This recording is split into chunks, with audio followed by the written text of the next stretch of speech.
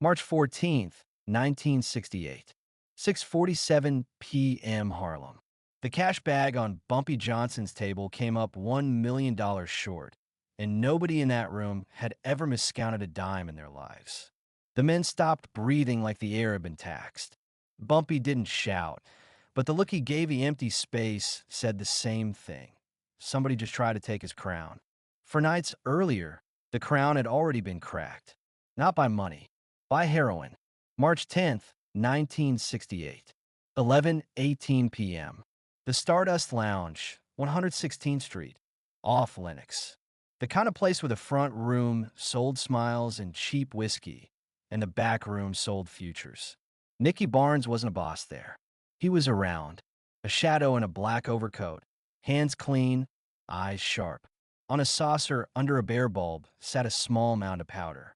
Off-white, grainy, too eager to clump. Leon spoke. Williams, one of Bumpy's cutters, tapped the saucer like it was gospel. Clean, Spoke said. Barnes didn't touch it. He didn't need to. He watched the way it caught light, the way it sat heavy instead of floating, the way Spoke said clean like he was praying nobody challenged it. Barnes smiled, almost polite.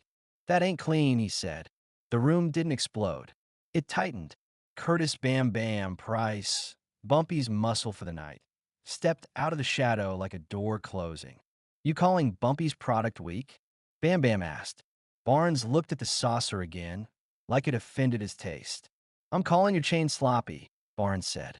Somebody's stepping on it before it gets here. Then you stepping on it again. Don't sell clean like you proud. Spoke's confidence wobbled.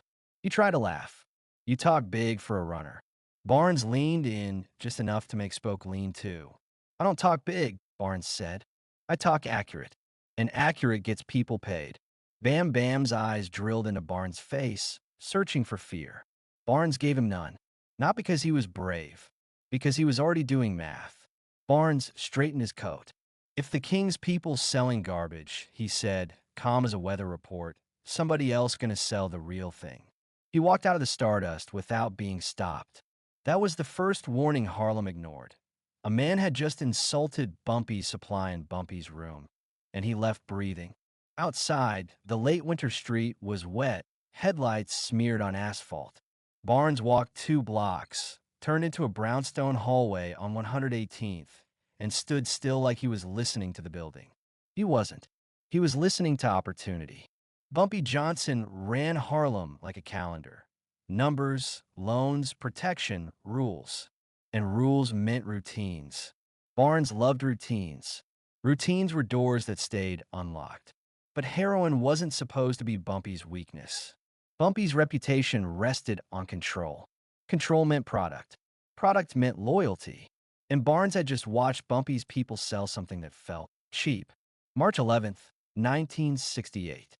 8:06 a.m. A diner on 8th Avenue. Coffee Barnes never drank. 2 names on a napkin. Not cartel names. Not international names. Local connectors. Men who sold introductions the way other men sold cigarettes. Barnes didn't need romance. He needed a lane. By March 14th, 1968. 2:22 p.m. Barnes rode south in a borrowed Buick Electra with Hector Rivera, a broker who sweated through his shirt even in winter. Rivera kept wiping his palms on his pants like the fabric could erase his fear. You shaking, Barnes said. Rivera tried to smile. You got me meeting people I ain't supposed to know. Barnes nodded once. Good. Means you understand the price. Rivera swallowed. What's the price if this goes bad? Barnes' voice stayed flat. It don't go bad, he said. It goes quiet, or it goes funeral. Depends on you. They didn't meet in a warehouse with spotlights. They met in a modest apartment above a bodega in Washington Heights. A kitchen table, a man in a cardigan with a ledger. A handshake that lasted too long. This was real life. Boring on the surface, deadly underneath. The man in the cardigan talked about consistency like it was a luxury. Barnes talked about it like it was a weapon. I want a mine, Barnes said. I want it steady. I want it without Bumpy. The man blinked. Bumpy controls Harlem. Barnes looked at him like he'd said something childish. Harlem controls Harlem, Barnes said. Bumpy just been holding the pen. The cardigan man didn't laugh. Barnes didn't make jokes in rooms like that. By 4:03 p.m., Barnes had a direct lane, thin, fragile, but real. And once you have a lane, you don't stroll. You sprint. That's why, at 6:47 p.m., the cash bag came up short. The counting happened above a storefront on 125th Street in a second-floor office you'd walk past and never notice. Inside, the air smelled like paper, cologne, and tension. Bills sat in stacks, banded tight, ledger open, pencil marks like little scars. Bumpy Johnson sat in a crisp dark blue suit, older than the young wolves around him, but the room still leaned toward him. He didn't need to raise his voice. His presence did it for him. Wallace Wally Reed, a cash courier, stood by the door like a man waiting to be judged. Johnny Tolliver, the counter, moved through the stacks fast, thumb wet, eyes dead serious. Then Johnny stopped. Not dramatic, just stopped. Bam Bam leaned in. What? Johnny stared at the table. We short. Bam Bam's head snapped. Short what? Johnny swallowed and looked at Bumpy first, asking permission to speak the truth. Bumpy didn't blink. Say it. Johnny's voice came thin. A million. Wally's knees softened. He grabbed the chair behind him without realizing he did it. Bam Bam moved toward him like a storm. You robbed us. Bam Bam hissed. Wally shook his head too hard. No, no, I did the run. Same way. Same time. I swear on my mother. Bumpy watched Wally like a judge watching a witness. What time you left the pickup? Bumpy asked. Wally blinked. 4:20. 4:25. Bag ever leave your hand? Bumpy asked. Wally hesitated. That hesitation was a mistake. Bam Bam's hand snapped to Wally's collar. Answer. Wally's voice cracked. At the gas station on Amsterdam. I had to use the bathroom. Eddie held it. Eddie Banks. Bumpy leaned back, exhaled through his nose, like he'd just found the seam in a suit. Eddie, he said softly. Bam Bam turned toward the door, ready to make noise. Bumpy's voice stopped him. Not yet. Bam Bam froze. Bumpy. Not yet. Bumpy repeated. We don't run blind. That was Bumpy's mistake. It sounded like wisdom. It bought Barnes time. Because Barnes didn't steal the million with masks and guns. He stole it with routine and weakness. Eddie Banks was tired of being trusted on a trusted guy paycheck. Barnes approached him in a hallway on 124th, not a club, not a party. Quiet. No weaknesses. Barnes didn't hype it. He spoke like the world already decided. One handoff, Barnes said. 1 minute. You do it right. You walk away heavier than you ever been. Eddie's face tightened. Bumpy'll kill me. Barnes' eyes stayed flat. Bumpy ain't gonna know it's you, he said. Unless you stupid. At that Amsterdam gas station, the bag didn't get snatched. It got swapped. Same bag. Same straps. Same weight. Inside, bundles that looked right until you counted. Paper where money should have been. The kind of theft that let everyone blame everyone else. Barnes took the million and didn't celebrate. He moved. He used it like fuel, product, packaging, payoffs, discipline. He didn't just sell heroin. He sold a story, quietly, efficiently. One that sounded like a rumor but landed like truth. Barnes had that 90. The real, the clean, the kind that didn't feel like being cheated. Harlem didn't need ads. Harlem had mouths. By March 20th, a man in a gray Ford Galaxy started parking across from the Stardust Lounge every night at 9 p.m. Same spot, same angle, newspaper held too high. That wasn't Bumpy. That was the 28th Precinct watching a crack form. Captain Robert Morrison didn't call it taking down kings. He called it collecting evidence. He'd waited years for Harlem to split itself. A missing million and a new heroin rumor in the same month wasn't luck. It was a door opening. Barnes felt the eyes before most men did. Not because he was psychic, because paranoia is rent when you climb fast. April 2nd, 1968. 10:36 p.m. outside a club called the Blue Morocco on 127th. Barnes watched a man across the street smoke a cigarette like he hated it. No pleasure. Just time. Rivera whispered. We hot. Barnes didn't turn his head. We alive, he said. Different thing. Barnes' empire rose anyway. Fast, cold, efficient. And it did something worse than steal Bumpy's money. It stole confidence. Bumpy heard it in barbershops, in stairwells, in the way doormen took payments and looked past his men like they were yesterday. Then came the midpoint turn that made the whole story uglier. Bumpy didn't learn the truth from a loud betrayal. He learned it from a quiet one. April 5th, 1968. 7:12 p.m. Riverside Drive, inside a parked Cadillac. Bumpy sat with Albert Sonny Paris, one of his accountants.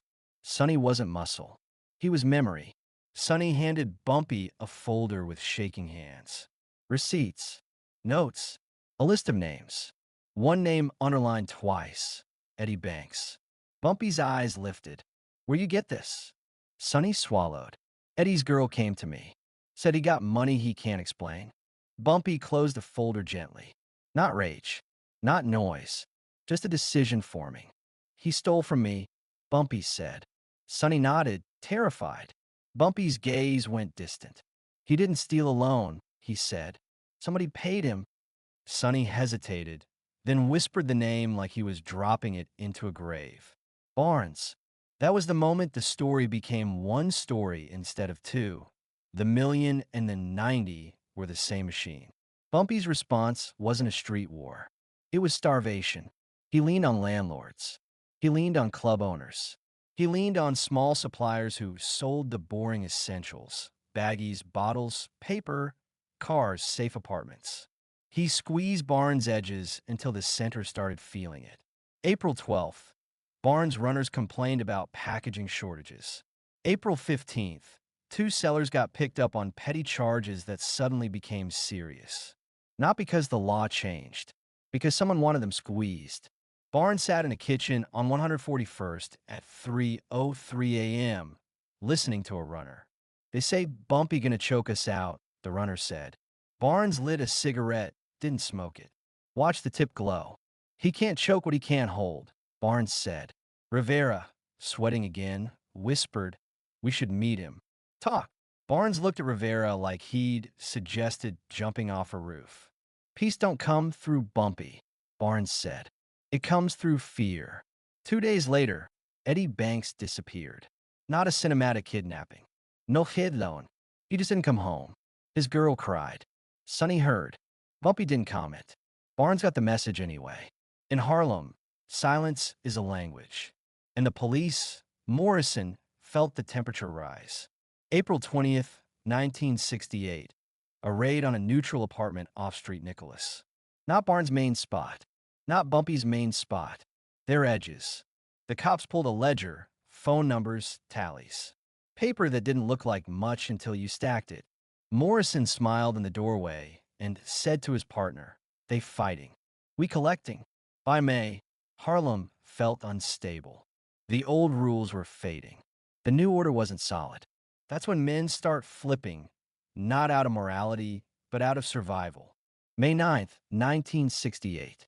11:27 p.m. Barnes sat in a car outside the Blue Morocco. Rivera slid into the passenger seat, face pale. Police asked about you, Rivera whispered. They used your name. Barnes didn't move. Who told them, he asked. Rivera shook his head too fast. I don't know. Barnes turned, voice low. You don't know, he said. Were you scared to say? Rivera's eyes watered. It might be Sonny, he whispered. Barnes went still. Sonny was Bumpy's numbers man. If Sonny was talking, it meant Bumpy was bleeding. And bleeding kings attract sharks in suits. That's the part nobody liked. Bumpy's counterattack against Barnes drew heat on a Bumpy too. The more Bumpy squeezed, the more the cops watched the squeeze. The more men panicked, the more they talked. The more they talked, the more paper grew. Paper doesn't fear reputation. June 7th, 1968. 4:14 p.m. Bumpy got word from a courthouse contact. Federal interest. Subpoenas. Bigger words. Longer sentences. Bumpy sat on Edgecombe and stared at a glass of water like it might answer him. He'd survived decades by controlling violence and money. Paper was different. Paper didn't get tired. Paper didn't get scared. Paper didn't care who you were in 1955. Barnes felt it too. His 90 rumor made him rich, but also made him loud. And loud is easy to find. June 19th, 1968. 9:09 a.m. Barnes walked into a small office on 145th to meet a man promising a new lane. Gray suit, calm face, Rivera behind him, breathing like a trapped animal. Outside, two cars idled too long. Inside, the man smiled too wide. You the famous Barnes. Barnes didn't sit long. He watched the window. A man across the street held a newspaper wrong. Rivera's phone buzzed. He glanced at it and went pale. Barnes saw it. What? Rivera's lips trembled. Bam Bam says, Bumpy wants to meet. Says it's peace. Barnes' voice cut clean. Peace don't come through Bam Bam. Barnes stood. The man behind the desk looked confused. Rivera looked like he might cry. Barnes walked out without running, because running tells the world you know something. On the sidewalk, Barnes checked his voicemail. A polite voice. White collar. Razor edge. Mr. Barnes, it said. You don't know me yet, but you will. Things are moving. People are talking. Think carefully about who you trust. Captain Morrison didn't threaten him with a beating. He threatened him with inevitability. Barnes stared at traffic passing like nothing mattered. His empire had climbed on stolen capital and better product. Now it ran into something neither quality nor cash could fully control: the state. And Bumpy's empire, Bumpy's real downfall, was already happening in quiet places. Phones going dead. Meetings canceled. Lieutenants suddenly busy. Club owners suddenly careful. Friends turning into witnesses without saying the word. Bumpy didn't fall in a shootout. He fell in the way old empires fall. Trust dissolving, supply questioned, and paper building a cage around a man who used to be untouchable. Barnes did rise. He did sell the 90. He did take that million and turn it into momentum. Harlem followed him because Harlem follows what works. But the aftertaste stayed cold because the million wasn't the real robbery. The real robbery was confidence. The moment Harlem believed Bumpy's product was weak, they started believing other things too. That he was slipping, that he could be tested, that the rules were negotiable. And once the rules are negotiable, everybody starts writing their own. On one night in March, a saucer of clumpy powder showed a young man the king's flaw. 4 nights later, a cash table showed the king the price of that flaw. And from then on, Harlem didn't change with gunfire. It changed with whispers, with paper, with men choosing survival over loyalty, and with one simple truth Barnes understood before Bumpy did. In the new Harlem, the cleanest product wasn't just profit, it was power.